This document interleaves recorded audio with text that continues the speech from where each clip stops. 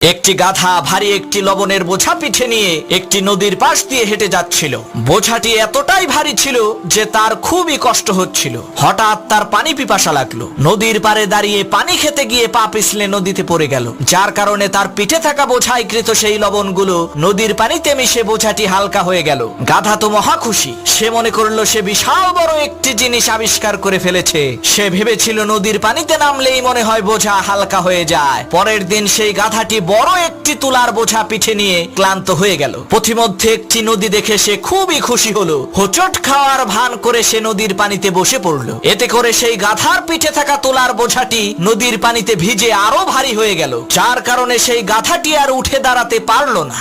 ওই গাধার মতো কিছু পাপী আছে যারা নিজেদেরকে ওই গাধার মতোই বহুত বড় জ্ঞানী আর বুদ্ধিমান মনে করে, কিন্তু কয়েকদিন পরে এমন ধরা খায় উঠে দাঁড়ানোর আর শক্তি থাকে না।